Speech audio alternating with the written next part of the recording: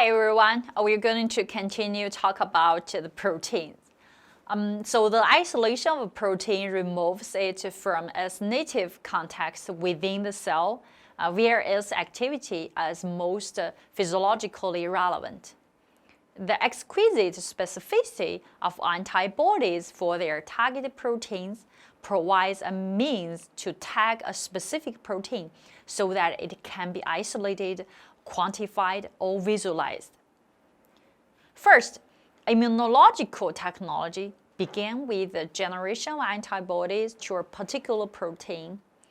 An antibody, also we can call it an immunoglobulin, short for RAG, is itself a protein.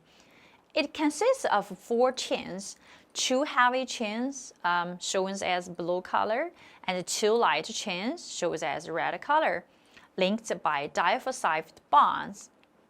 The heavy and light chains come together to form Fab domains, which have the antigen binding sites at the ends and can be altered according to the antigen. The 2 heavy chains form the Fc domain. Notice that the Fab domains are linked to the Fc domain by flexible linkers.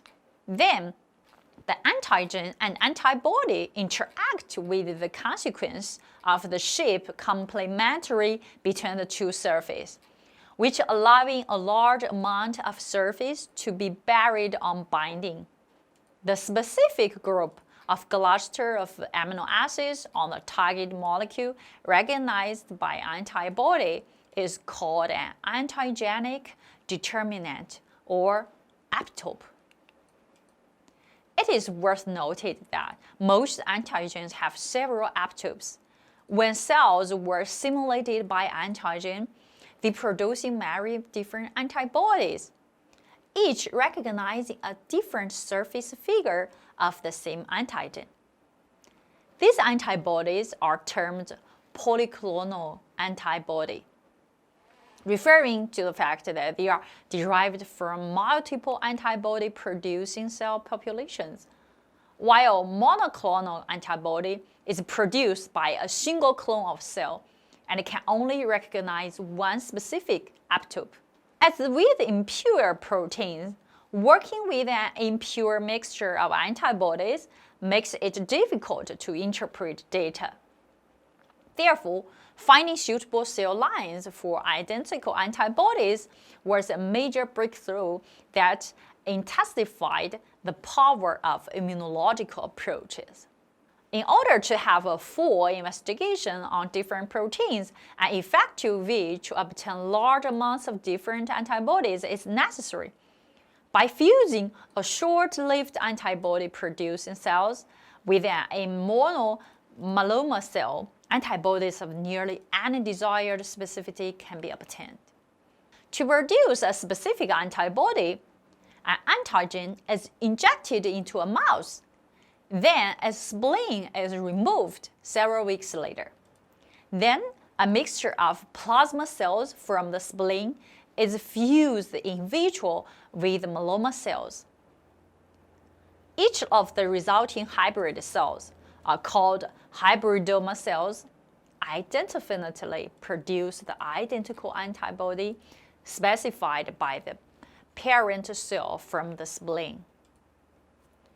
Hybridoma cells can then be screened by specific assay for the antigen-antibody interaction to determine which ones produce antibodies of the preferred specificity. Collections of cells shown to produce the desired antibody are subdivided and reassayed.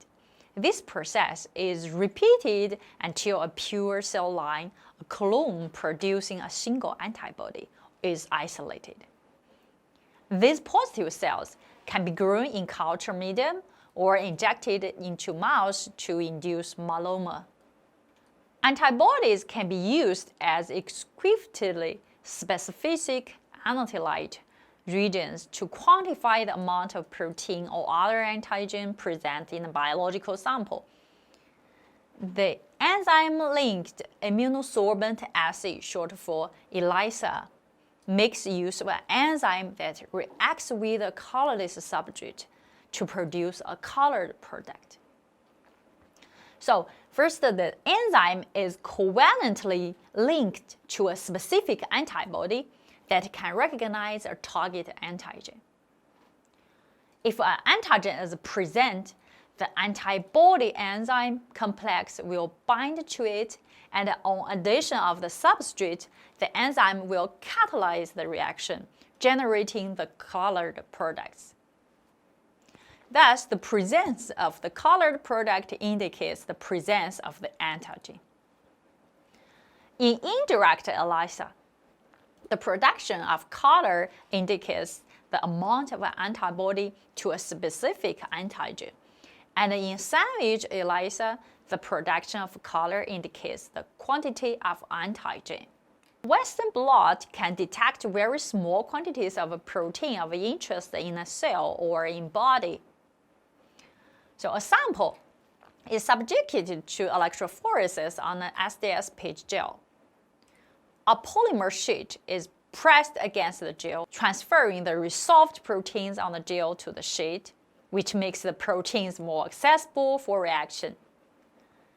An antibody that is specific for the protein of interest, called the primary antibody, is added to the sheet and reacts with the antigen.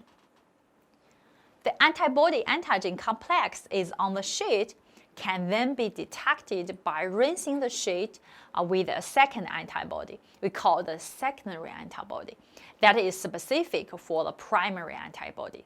Typically, the second antibody is fused to an enzyme that produces a chemiluminescent, or we call it colored product, or contains a fluorescent tag, enabling the identification, quantification of protein of interest. Different from ELISA and Western blotting, fluorescent markers make the visualization of proteins in the cell possible, providing a powerful means of examining proteins in their biological context. For example, by tracking protein location, fluorescent markers also provide clues to protein function. As shown in the figure, cells stain with fluorescence-labeled antibodies and examined by fluorescence microscopy to reveal that the location of actin.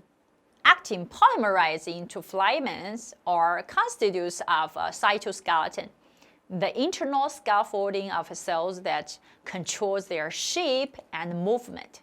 Okay, so here is for today, and thank you for your attention.